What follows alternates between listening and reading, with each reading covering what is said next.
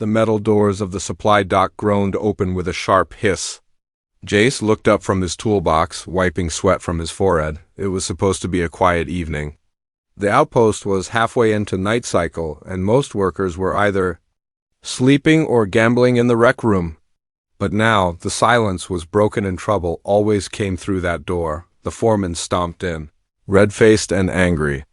2 guards followed behind him, dragging something, or rather, someone between them. A figure covered in thick black mud. Head down, not moving, not speaking. A girl. Jace! The foreman shouted, pointing at him without slowing down. Get to the wash bay. Clean this thing up. Jace blinked. Me? Why? Don't ask questions, just do it. We need her ready by morning. The guards dumped the girl onto the wash bay floor. The moment they let go, she dropped like dead weight. But Jace saw her hand twitch ever so slightly. She was alive. Weak, but alive. The foreman leaned closer and said in a low voice, Don't talk to it. Don't ask it anything. Just wash it and leave it in the cage. She's not ours, she's just merchandise. Then he turned and left, the guards following him out. The doors slammed shut, leaving Jace and the muddy girl alone. He stared at her. She was breathing slowly. Her arms were wrapped around her chest. The mud covered every inch of her skin. Even her hair was just a heavy black mess hanging over her face. Jace sighed and knelt beside her. All right, let's get you cleaned up. He grabbed a clean cloth, warm water, and slowly reached for her shoulder. The moment he touched her skin, something strange happened. A soft blue light flickered under the mud. Jace froze. He rubbed again. Slower this time, more mud came off, and there it was again. A faint blue glow, like light trapped under her skin. What in the stars? He dipped the cloth again and started wiping her arms gently. The glow was stronger now. Lines of light traced her skin like veins, moving slowly like rivers of energy. This wasn't just any girl. She was alien. And not just that she was glowing, she still didn't speak. Her head remained down. But her eyes, bright and wide, were watching him now. Silently, Jace softened his voice. You're not from around here, huh? She didn't answer, but her eyes followed every movement of his hand. Her glow seemed to flicker more brightly when he moved gently, and it dimmed when he rubbed too fast. He noticed the pattern. The light responded to how she was treated. It was like her body was showing her feelings without words. He kept working, careful and slow. He rinsed her hair. Long strands of green shimmered as they fell across her shoulders. Not just green emerald, shiny, alien, beautiful. Jace swallowed hard. What have they done to you? Still, the girl said nothing. He wanted to stop cleaning her like a job. She wasn't some tool. She was someone. Scared, maybe hurt, but still aware. He picked up a towel and wrapped it around her shoulders. That's enough for tonight. You must be freezing. As he leaned closer to dry her hair, the girl suddenly flinched. Jace pulled back. Sorry, I didn't mean to scare you. Then barely above a whisper she spoke, one word, run. Jace froze. What? But she shut her mouth again. Her eyes looked away like she had already said too much. He stood up slowly, heart beating fast. The word kept echoing in his head. Run. Why? What was coming? The door behind him buzzed. Jace jumped, spinning around. But it was just a signal from the outer gate, someone locking the night alarms. He looked back at the girl. She had pulled the towel tighter around herself and sat up against the wall. Her glow had dimmed again, almost gone. She had warned him. That much was clear. And now Jace had a choice to make. He could finish the job. Hose her down, throw her in a cage and forget her glow, her eyes, her warning, or he could listen. Something deeper than duty stirred inside him. A gut feeling something was wrong. Something bad was coming. He looked around the room. No cameras. No guards. Just him and the girl, and her glow, faint and flickering. Jace stepped closer and whispered, If I help you, will you tell me the truth? No answer, but her eyes locked with his, and her glow pulsed once. Bright, strong, that was enough for him. Jace made his choice. The sun lamps flickered overhead as Jace stood in the wash bay, hands trembling. The alien girl sat on the floor, wrapped in a towel, silent as ever. But something about her was changing. Her skin no longer looked dirty. Where the mud had been washed away, pale blue light now shimmered beneath the surface.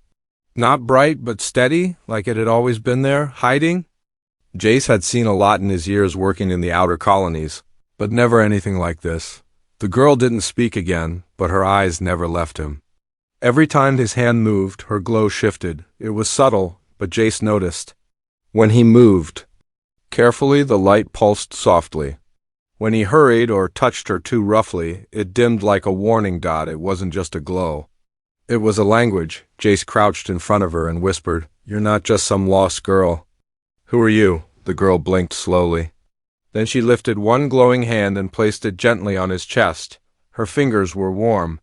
Her touch was light, and then his mind filled with flashes, not words. Not pictures. Feelings. Fear, hunger, cold. A sharp pain across her back, chains, darkness, then his face. His hands, kindness. Jace gasped and fell back. She had shown him a part of her memory, not with sound, not with speech, but with that glow.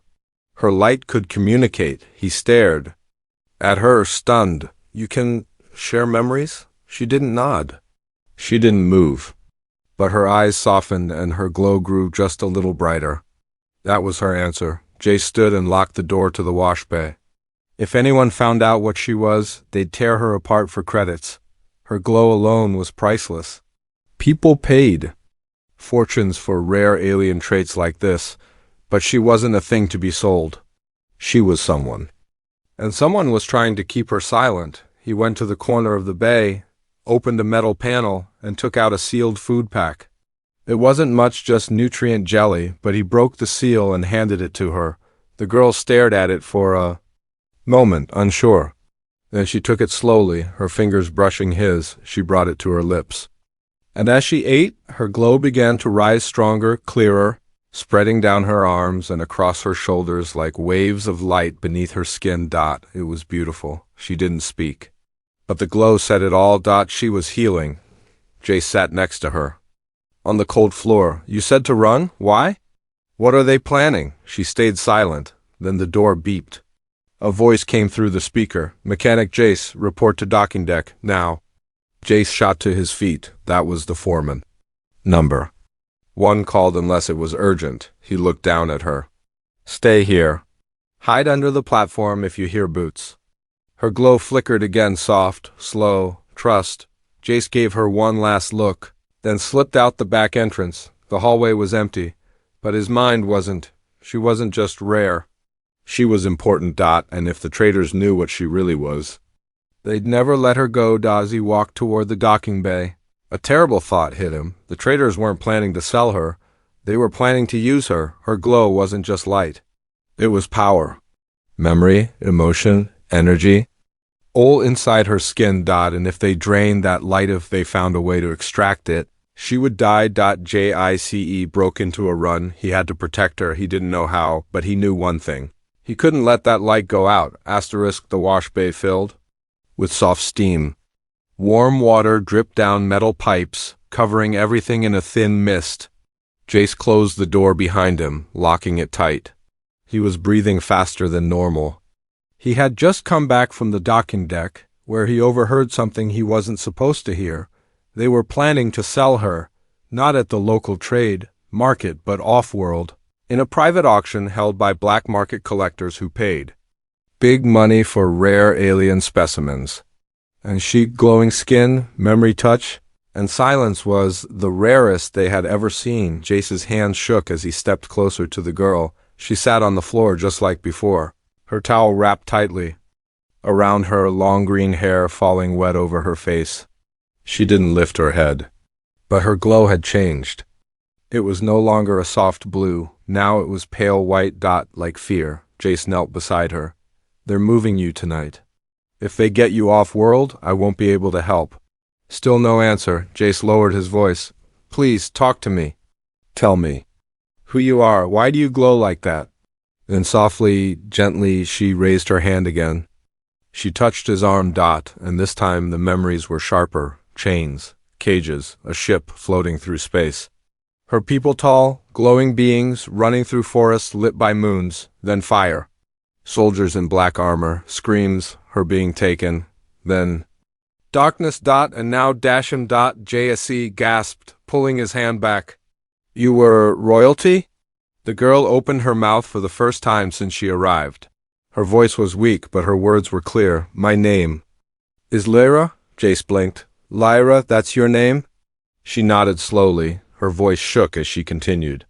I am, last daughter of the Alnery, House of Light. Jace had only heard that name once, in an old smuggler's story. The Alnery were thought to be gone destroyed by raiders years ago. Their bodies glowed with energy, and their blood carried memory. People called them living stars. Now one was sitting in front of him, afraid, alone. They think I'm a tool, she whispered, but I am a key. A key? Jace asked. Lyra placed her hand on his chest again.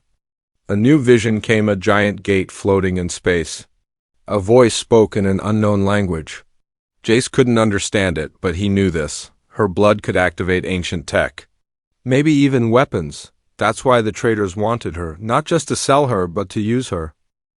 Jace stood quickly. We're getting out of here. I don't care what it takes, Lyra shook her head. You'll die. I don't care, Jace said, his voice louder now. I won't let them turn you into some machine. Then the door panel flashed red. Warning. Someone had activated the outer door. Jace's heart pounded. They're coming. He rushed to the control panel and shut off the main lights. The room turned dark, lit only by Lyra's soft glow. He opened a hidden floor vent beneath the cleaning table. Get in, he said. It leads to the old vents. I used to hide down there when I skipped shifts. Lyra didn't move. What about you? I'll stall them, Jace said. I've got a lie ready. I'll say you passed out. That I needed help moving you. She stared at him. Then, for the first time, she reached forward, not with fear, but with trust, and touched his hand. Her glow turned gold, not blue. Not white. Gold. It was warm, like sunlight. Then she crawled into the vent, silent as a shadow.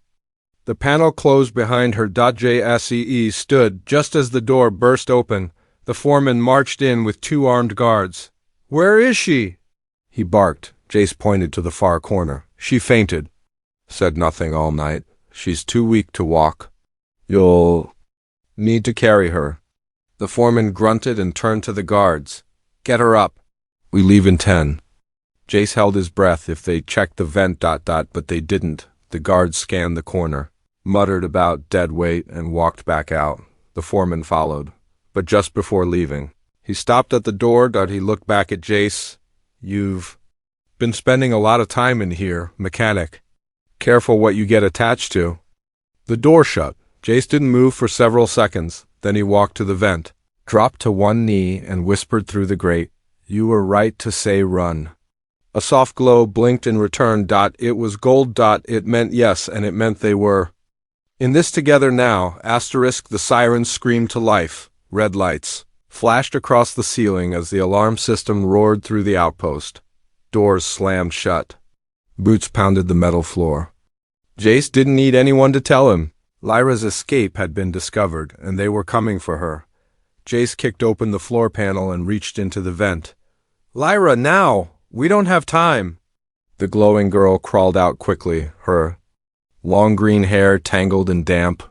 Her skin pulsed with golden light, but there was panic in her eyes. They locked the main doors. She whispered, I know, Jace said.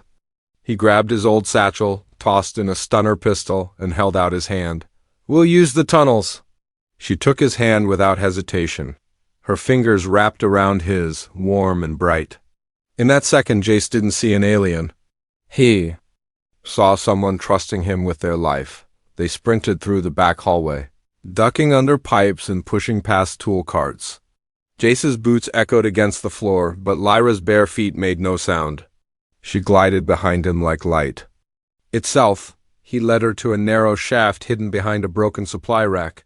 This lift was shut down months ago, but I rigged a manual control switch.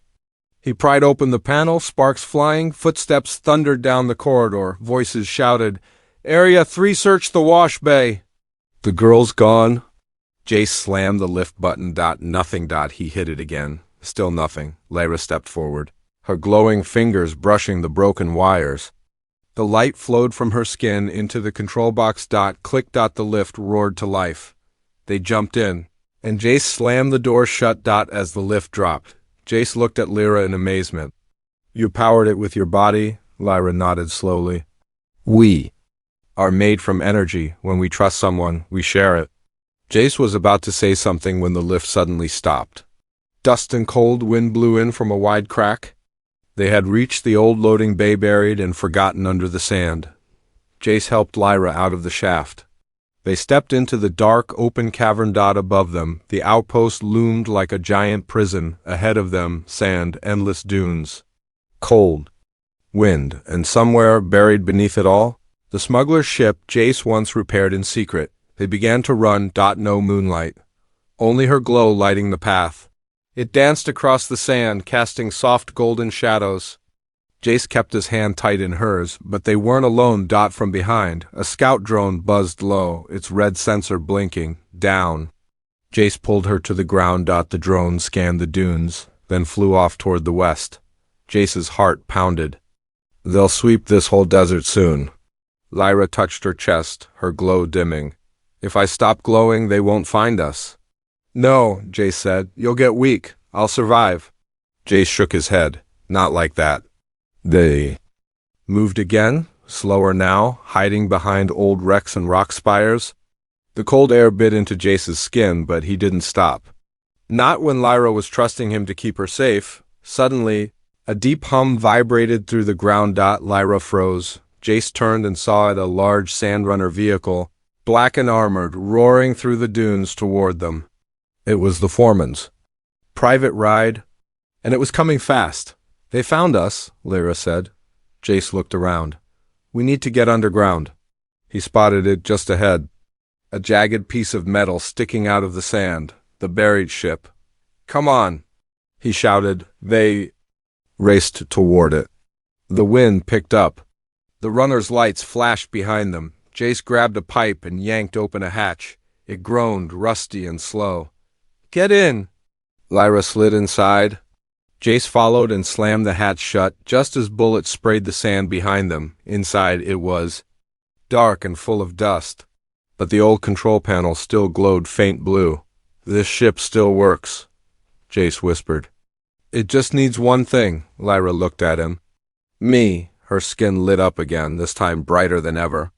She pressed her hand to the main console. The ship answered her like it was alive. Engines HU lights flickered on. The floor VIBRATD.JACE. Couldn't stop smiling. You really are a star. Outside, the Sandrunner circled the wreck, searchlights flashing. Inside, the ship came to life. Lyra looked at Jace and said, If we fly, they'll shoot us down. Then we don't fly? Jace said, We blast straight through them. She smiled. That's a very human thing to say. The engine core glowed hot. The ship rumbled, ready to move. Outside, guards raised their guns. Inside, Lyra and Jace stood side by side. Together, they hit the launch button. And the ground exploded beneath them. The ship slammed through a wall of sand. Engine screaming. Fire bursting from its thrusters. Dust and heat tore across the desert floor. Behind them, the black armored Sandrunner was swallowed in the blast. For a moment, the world was only shaking metal and noise. Then silence. Above them, twin moons rose high in the sky, casting silver light across the endless dunes. Inside the old shuttle, Jace pulled hard on the manual steering rods.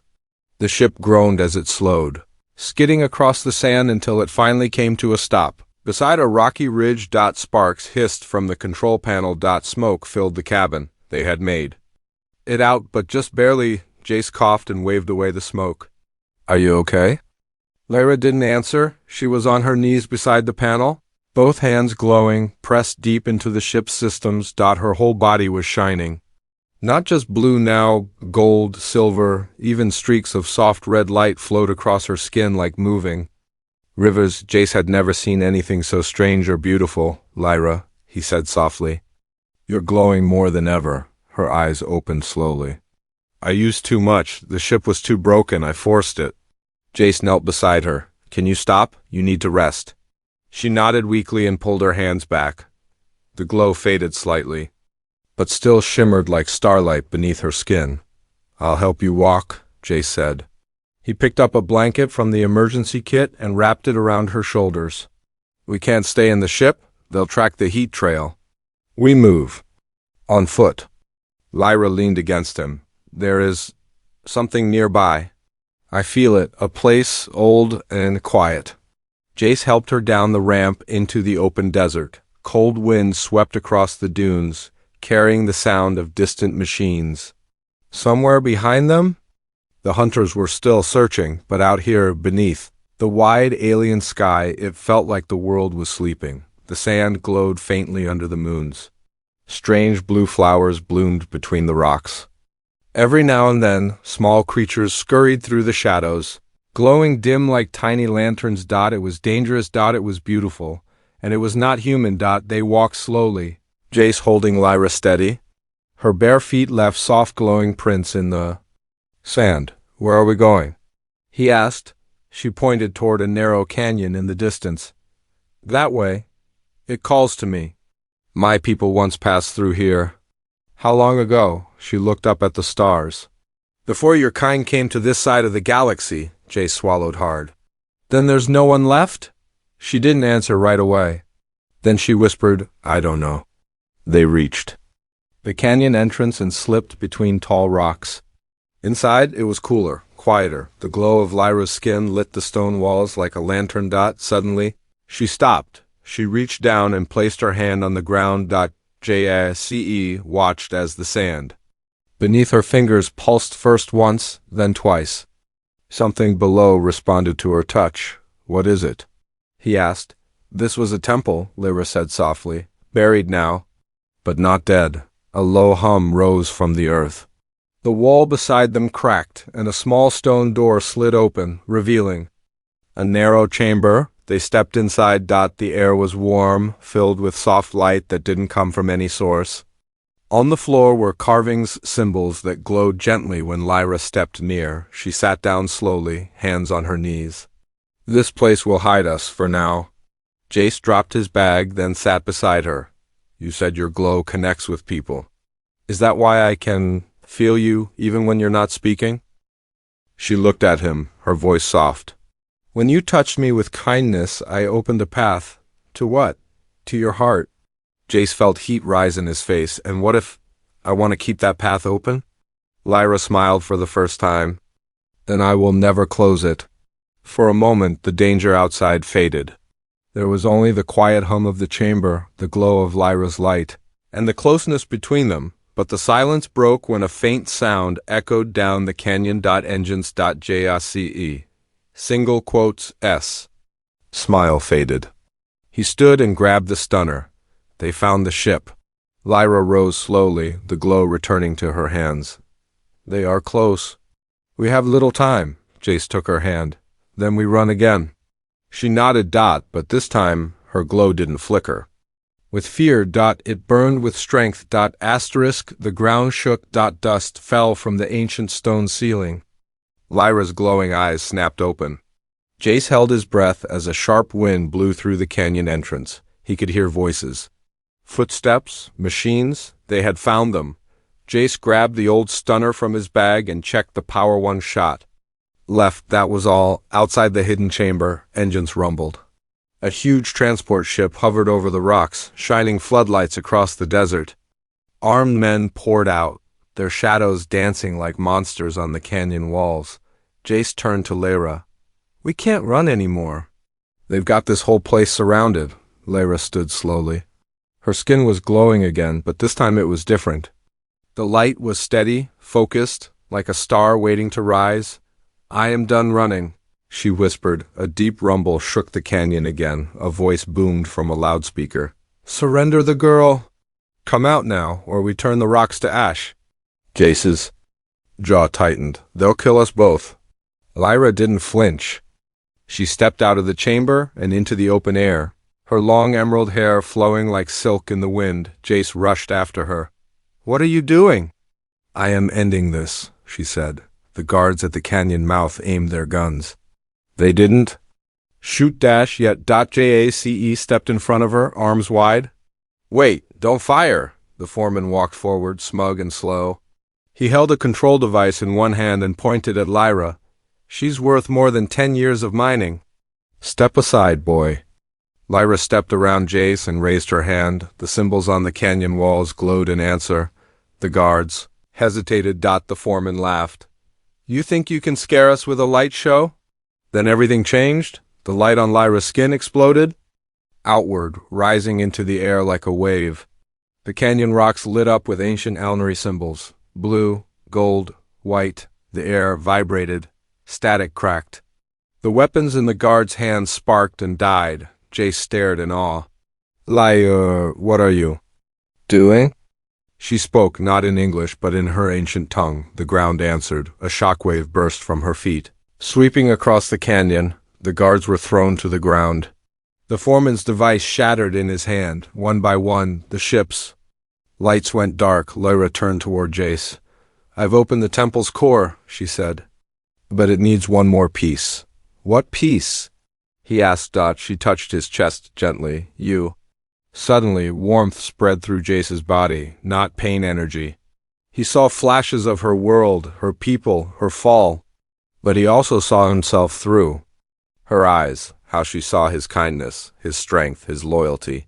You believed in me before I believed in myself, she said softly. That's what makes your light stronger than mine. The canyon walls shook again, this time from something. Rising, behind them, the ground split open. A large door of stone slid away, revealing a glowing hangar buried deep under the desert. An ancient alnary vessel floated inside silver. Smooth and alive with power, Lyra smiled. This is our escape. Jace helped her into the ship. The controls lit up the moment she touched them, but the foreman wasn't finished. He stumbled forward, one arm bleeding, lifting a stolen plasma gun. Not so fast, he growled. You're not going anywhere. Jace jumped in front of Lyra. Bang! A blast rang out. Jace fell back, stunned but not hit. The bullet hovered midair, frozen in blue light. Lyra had stopped it with a single hand. Her glow turned blinding. She looked at the foreman, and her voice echoed through the canyon. You came for greed. You'll leave with nothing. The energy in her hand flared and launched the plasma shot back, smashing the gun and sending the foreman crashing into the sand. Jace pulled himself up. You just saved my life. She turned to him, her glow dimming just enough to see her eyes. I would give it for yours. They stepped into the alnary ship. The door sealed behind them. As the ship rose into the air, the canyon below faded away. The sky opened wide, stars stretched above them. Freedom. Jace looked over at Lyra. Where are we going? She smiled. Home, if it still exists. And if not, where we can make a new one. He reached for her hand. Her fingers glowed gold. So did his. The stars rushed past the windows like silver rivers. The alnary ship moved through space in perfect silence, smooth, alive, guided by Lyra's glowing hands and Jace's steady voice. They had left the planet behind. The sand, the outpost, the hunters. All gone, only the stars remained inside the ship. Jace sat across from Lyra in a chamber filled with soft white light. She was quiet, her body still faintly glowing, but different now, calmer, brighter, like the storm inside her had finally ended. He watched her closely. You look free. She looked up at him. I am, but not because I escaped them. Then, why? Because I'm not alone anymore.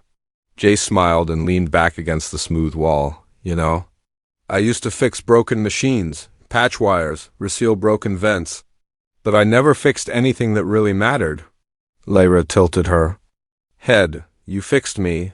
No, Jace said softly. You fixed me. The ship beeped. A soft blue screen lit up, showing a planet in the distance. Green, bright, alive. Is that Alnary Prime? Jace asked. Lyra stood and walked to the screen. Her fingers traced the shape of the planet. No, she whispered. But it is safe and beautiful. It can be ours. Ours? Jace echoed. She turned to him. Would you stay with me? Even without the glow, without the danger, without the running. Jace didn't answer with words. He walked to her slowly, reached out, and held her hand. "I didn't fall in love with your glow," he said. "I fell in love with you." Lyra's golden light wrapped around his fingers. Her smile was small but real. "I was trained to protect my people," she said. "But now, I just want to protect one person." The ship lowered into the planet's orbit. Mountains, rivers, and forests stretched below them like a painting. Strange birds flew over crystal lakes. The world shimmered with a light that felt untouched by war or greed. Jace looked down. No. Cities, no smoke, just peace. "This place has no name," Lyra said. Jace grinned. "Then let's give it one." She leaned closer. "What would you call it?" He looked into her eyes. "Home." The ship landed in a quiet valley filled with blue grass and glowing flowers. As the doors opened, fresh air filled the ship. Jace stepped out first. The ground was soft. The air smelled sweet. It felt like stepping into a dream. Lyra followed him. Her skin glowed gently under the twin suns, now soft and golden, but something strange happened next. Jace looked down at his own arm. A light faint but real began to shine. Under his skin, he stared in shock. "Lyra, what is this?" She stepped close, placing her hand on his heart. "You were with me through fear, pain, and darkness," she said. "The glow is not a gift. It's a bond. You gave it to me?" "No," she whispered. "You earned it." He looked at his hand. It wasn't just light, it was her light. A piece of her heart now lived in him. "I don't know what to say," he whispered. "Then say nothing," she said. "Just stay." And so he did. They built a small shelter by the water using the ship's tools and the planet's stone. At night, they laid under the open sky, telling stories, sharing memories, no longer prisoner and mechanic, but simply two souls who had chosen each other. The past didn't matter now. Only the future dot and under alien stars, on a nameless world, full of color and calm. A glowing girl and a human man wrote the first page of a new story, a story of healing, of peace, of love, together.